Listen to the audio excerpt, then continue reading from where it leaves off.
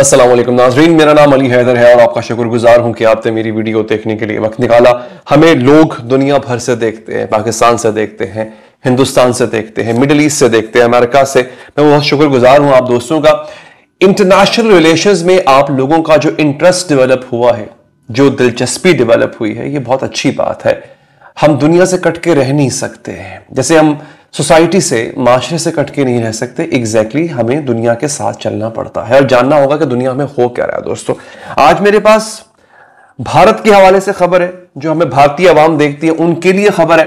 भारत ने भी चाइना से हाथ मिला लिया है और यह बहुत बड़ी बात है। प्राइम मिनिस्टर नरेंद्र मोदी वो बहुत जल्द चाइना का दौरा यानी चाइना का विजिट करने वाले हैं। चाइना ने पाकिस्तान को जिस तरह सपोर्ट किया है, खासतौर पर जो पाकिस्तान और भारत की जंग हुई थी उसमें चाइनीज हथियार इस्तेमाल हुए, चाइनीज इंटेलिजेंस का इस्तेमाल पाकिस्तान ने किया, चाइना ने पाकिस्तान को इंटेलिजेंस प्रोवाइड की। उसके बाद फिर आपको पता है कि हाल ही में लद्दाख में चाइना घुस चुका हुआ है। उसके बावजूद भारतीय प्राइम मिनिस्टर का चाइना जाना ये बड़ी हैरानकुन बात है। ये एक दौरा ऐसे दौर में हो रहा है कि जब चाइना और भारत ना चाहते हुए भी एक दूसरे के आमने सामने आ चुके हैं। तो ये आज की बड़ी खबर है, इस पर मैं बात करूंगा। अच्छा, अमेरिका ने अपनी ही, याद रखिएगा, एक पंजाबी की मिसाल है, उसका मतलब मैं समझा भी दूंगा आपको, बहुत से लोग समझ भी जाएंगे। वो कहते हैं कि अल्लाह मियां डंडा नहीं मारदा, मत मारदा है। ऊपर वाला जो है ना अल्लाह, वो डंडा नहीं मारेगा आपको आके। अगर आपके बुरे दिन जब शुरू होने होंगे तो वो अल्लाह मियां खुद आके नहीं मारेगा डंडा आपको, आपकी मत मार देगा। आप हरकतें ऐसी करेंगे कि आपके बुरे दिन का आगाज हो जाएगा। दोस्तों, बेसिकली जो ट्रंप है, डोनाल्ड ट्रंप, वो अमेरिका के बुरे दिनों का आगाज है। इस आदमी ने अमेरिका को पूरी दुनिया से अलग करके रख दिया। वो अमेरिका जो कभी सुपर पावर हुआ करती थी, उसकी आज टके की वैल्यू नहीं रह गई है। हारिया एक और इकदाम अमेरिका करने जा रहा है। आपको पता है इमिग्रेंट्स के ऊपर किस तरह से पाबंदियां लग चुकी हुई हैं। फिर बर्थ राइट खत्म कर दिया गया, सिटीजनशिप का। बहुत से ऐसे कवानीन बने हैं जो कि अमेरिका को डबो देंगे। एक नया इन्होंने कानून बनाने जा रहे हैं। वो क्या है कि अब जो सयाह आएंगे अमेरिका, अब जो सैर तफरी करने के लिए विजिटर्स आएंगे अमेरिका, उनको हर विजिटर को $15,000 देने होंगे। उसके $15,000। आपको पता है पाकिस्तानी रुपयों में कोई 40-45 लाख रुपए बनते हैं। टिकट, वीजा के खर्चा अलग, वहां पर रहना, घूमना फिरना खर्चा अलग।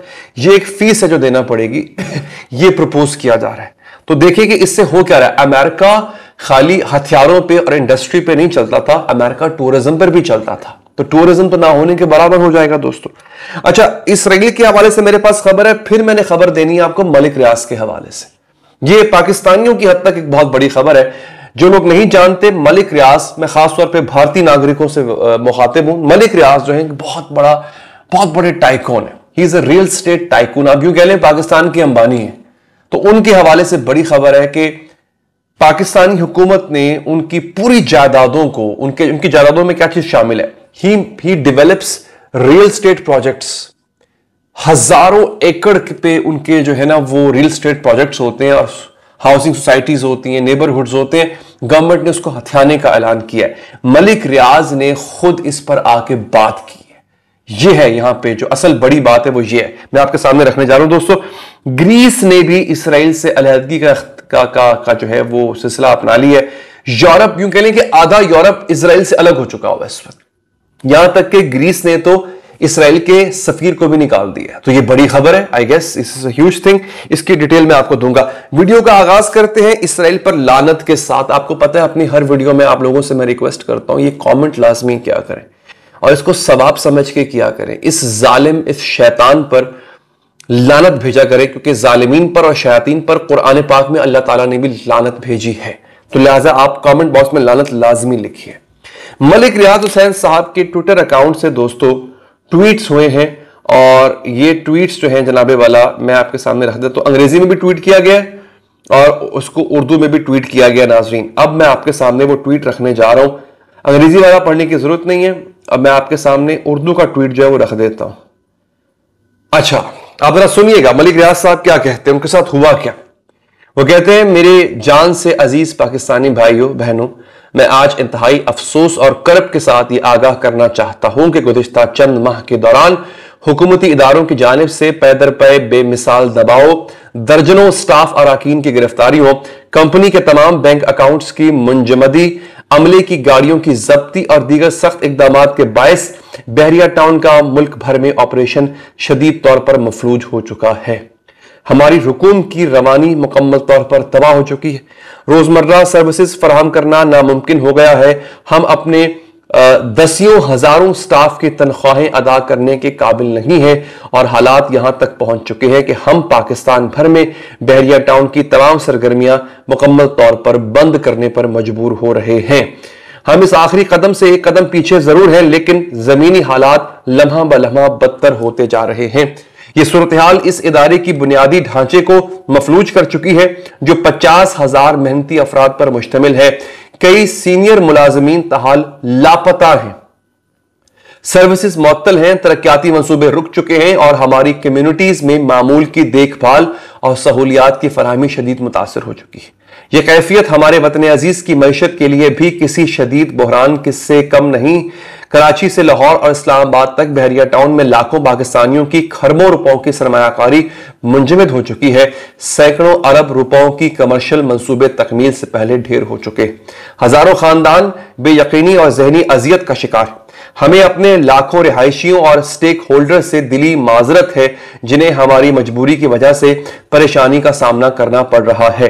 मैं अपने तमाम मुसीबत के मारे खानदानों का शुक्रिया अदा करता हूं। इन बेरहम हालात में भी आपने सब्र का दामन और हौसला नहीं छोड़ा, लेकिन इन तमाम मुश्किलात के बावजूद हमारा पाकिस्तान से इश्क, वफादारी और खिदमत का जज्बा आज भी वैसा ही है। 2 दहाइयों में बहरिया टाउन ने जो कुछ पाकिस्तान के लिए किया, कराची, लाहौर, इस्लामाबाद में आलमी मयार की बस्तियां, लाखों रोजगार और कौमी खजाने में अरबों रुपए की शराकत, यह सब तारीख का हिस्सा है और कौम के इज्तिमाई तरक्की का सबूत। आज भी मेरा दिल यकीन से भरा हुआ है कि पाकिस्तान के इदारे इंसाफ, अकल और तदब्बुर से काम लेंगे और वो हमें इस मुश्किल मोड़ से बाहर निकालने में मस्बत किरदार अदा करेंगे। आखिर में दिल की गहराइयों से यह आखिरी अपील करना चाहता हूं कि हमें संजीदा मुकालमे और बावकार हल की तरफ वापसी का मौका दिया जाए। इस मकसद के लिए किसी भी आर्बिट्रेशन में शरीक होने और इसके फैसले पर 100% अमल दरामद की यकीन दिलाते हैं। आर्बिट्रेशन का मतलब है कोई सालसी के लिए तैयार हो जाए तो हम बैठने के लिए तैयार हैं। बहरिया टाउन जो है ना, इस वक्त जेर अताब है। मलिक रियाज इस वक्त मुल्क छोड़ के दुबई में मौजूद है। यहां पर उन्होंने अपना एक बहुत बड़ा प्रोजेक्ट लॉन्च किया है, लेकिन बहरिया टाउन में चूंकि लाखों की तादाद में लोग रहते हैं, लाखों खानदान रहते हैं यहां पे, अब अगर ऐसा हो रहा है जैसा क्लेम किया जा रहा है तो यह बहुत बड़ा धचका होगा। मलिक रियाज पर केसेस हैं। कहा यह जा रहा है कि शायद उनकी जो बहरिया टाउन का जो पूरा प्रोजेक्ट है लाहौर, कराची, इस्लामाबाद का, उसको एक तरह से उस पर कब्जा कर लिया जाएगा। हुकूमत इसको अपनी तहवील में ले लेगी और हुकूमत उसको चलाएगी। और अगर ऐसा होगा, लेट्स से अगर ऐसा होता है, तो इंशाअल्लाह जैसे हुकूमत बाकी इदारे चला रही है कि आप देखें कि हुकूमत का हर इदारा प्रॉफिट में जाता है, ऐसे बहरिया टाउन भी प्रॉफिट में जाएगा। बहरिया टाउन जिस वजह से मशहूर था कि एक तो वहां पे सिक्योरिटी बहुत है, सफाई है, डिसिप्लिन है, इंशाअल्लाह ये सब चीजें वहां पे नहीं रहेंगी क्योंकि हुकूमत इन चीजों को हथिया लेगी। तो जिस कदर खुद नालायक है हुकूमत, और हुकूमत हमारी हर दौर की नालायकी रही है, सिर्फ इस हुकूमत की बात नहीं कर रहा, ओवरऑल हमारी हुकूमतें और हमारी ब्यूरोक्रेसी जो है उसका हाल आपके सामने ही है। बाबू लोग होते हैं, अफसर लोग होते हैं, तो जो हाल उन्होंने अपने इदारों का कर रखा है वही हाल अब बहरिया टाउन का होने जा रहा है। बेसिकली देखिए मकसद क्या है, अब आप समझिए, आपने गुस्सा नहीं करना इस बात का। मकसद यह है कि हमने मुल्क को तरक्की करने देना नहीं है और जो कोई तरक्की की तरफ मुल्क को लेके जाएगा हमने उसकी टांग खींचनी है। यह है प्योर पाकिस्तानियत। मैं आवाम की बात नहीं कर रहा, मैं बात कर रहा हूं आपके इदारों की और आपकी हुकूमत की, आपकी बाबू अफसर शाही की और आपकी सियासतदानों की, आपकी हुकूमत की। इन्होंने पाकिस्तान को हर उस शख्स का बेड़ा गर्क करेंगे। आप डॉक्टर अब्दुल कदीर को देख लीजिए, जिस आदमी ने इस मुल्क के लिए अपनी जिंदगी वक्फ कर दी, वो बंदा रोता हुआ गया। बेसिकली जो कौम है ना, हम पाकिस्तानी, हम एहसान फरामोश तरीन कौम है। और खास तौर पे जो हमारा ये पूरा तबका है, बाबू शाही का, सियासतदानों का और इवन एस्टैब्लिशमेंट भी, ये सिर्फ अपने मफाद को देखते हैं। पाकिस्तान इनके लिए अजीज नहीं है। तो जो मंजन और जो ड्रामेबाजी की जाती है ना, जो कि अभी आने शुरू हो जाएगी कुछ अरसे में, अभी 14 अगस्त आने वाली, आप देख लीजिएगा, रो रो के टसुए बहाएंगे सबके, हमने आजादी हासिल की है और पता नहीं क्या ये वो, इन्होंने वो पाकिस्तान तो मिल ही नहीं रहा हमें जो हमने आज से 70 साल पहले हासिल किया था, वो तो पाकिस्तान आज तक नहीं हमें मिला दोस्तों। तो इस वक्त पाकिस्तान के अंदर ये हो रहा है। अब जो लोग बाहर देख रहे हैं हमारी वीडियोस को, वो जान लें कि पाकिस्तान में माशाल्लाह। अब सोचें कि क्या ये लोग पाकिस्तान के किसी प्रोजेक्ट में इन्वेस्ट करेंगे जो इन्होंने बहरिया टाउन के साथ किया है? क्या कोई बंदा बाहर से यहां की किसी भी सोसाइटी में किसी भी प्रोजेक्ट में इन्वेस्ट करेगा? आप मुझे कमेंट बॉक्स में जरा कमेंट लिख के बताएं, जो लोग बाहर से देख रहे हैं या जो पाकिस्तान से भी हैं, क्या अब आप पाकिस्तान की रियल एस्टेट में इन्वेस्ट करना चाहेंगे ये सब कुछ जानने के बाद कि एक आदमी जिसने, ठीक है मलिक रियाज साहब की अपनी भी बहुत सी गलतियां, उनके हाथ भी साफ नहीं है, उन पर मुकदमा चलाएं आप, उनको अगर वो कसूरवार साबित होते हैं उनको सजा दें। आप उनके प्रोजेक्ट को क्यों हथिया रहे हैं? उनके मुलाजिमीन को क्यों गिरफ्तार कर रहे हैं? उन्हें गायब किया जा रहा है, वो तनख्वाहें नहीं दे पा रहे अपने मुलाजिमीन की। मलिक रियाज का कहीं पर कसूर है तो मलिक रियाज को पकड़े आप। ये जो ये काम हो रहा है ये तो फिर वेंडिटा है, ये तो सियासी इंतकाम है एक तरह से जो आप ले रहे हैं। तो इसके बाद आप जरा मुझे कमेंट बॉक्स में कमेंट करके बताएं, कोई भी इंसान जिसके पास 4 पैसे हैं, जमा पूंजी है, वो पाकिस्तान के किसी भी रियल एस्टेट प्रोजेक्ट में कुछ लगाएगा? वो नहीं लगाएगा दोस्तों। आप मुझे अपनी राय इस पे दीजिएगा नाजरीन। आगे बढ़ते हैं। भारत ने भी चाइना का साथ दिया है एक तरह से, मैंने आपको बता दिया कैसे भारत जा रहा है। ग्रीस में क्या हुआ दोस्तों, ये एक इंटरेस्टिंग चीज है, मैं आपको बता देता हूं, फिर इंशाल्लाह आपसे अलविदा चाहूंगा। दोस्तों हुआ ये है कि अब by the way Kamran Khan साहब ने भी इसको ट्वीट किया है। कामरान खान बड़े सीनियर सहाफी है पाकिस्तान के। एथेंस मेयर ने इसराइल को एक पैगाम, एथेंस बेसिकली वो है कैपिटल है ग्रीस का। We don't need lessons in democracy from those who kill civilians. Harris Doukas जो कि मेयर है इस वक्त एथेंस के, वो कहते हैं हमें तुमसे सबक नहीं चाहिए, हमें उनसे सबक नहीं चाहिए जमहूरियत का जो आम शहरियों को मारते हैं। अभी हाल ही में एक वीडियो है मेरे पास, मैं दिखा नहीं सकता, इजरायली कुछ मौजूद थे वहां पे ग्रीस के अंदर, एथेंस के अंदर, और आम लोगों ने उनकी फेंटी लगाई है वहां पे। ये हाल है, नफरत का इस्तारा बन गया है इसराइल पूरी दुनिया में। नाज़रीन नफरत करते हैं इससे, इसके लोगों से, इसके सपोर्टर से, इसके चाहने वालों से, और खासतौर पे दोस्तों इसके फौजियों से। लेकिन जनाब ये हुआ है, उसके बाद आपको मैं कुछ और चीजें भी आपके सामने रख देता हूं। Israeli embassy staff evacuated from Athens due to public protest against Israel in Greece. अवाम निकल आई है ग्रीस में इसराइल के खिलाफ, और जो सहाफी और जो सिफारती अमला था ग्रीस के अंदर इसराइल का, उसको भागने पे मजबूर कर दिया गया। आखिर में दोस्तों वीडियो बिल्कुल खत्म होने वाली है, मैं आपके हर वीडियो में कमेंट्स पढ़ता हूं, आपको पता है। इस वीडियो में भी इंशाल्लाह जो आपने कमेंट्स किए थे पिछली वीडियो में वो पढ़ूंगा। आपको जाते जाने से पहले जो है वो दोस्तों मैं जरा डोनाल्ड ट्रंप का डांस दिखा देता हूं।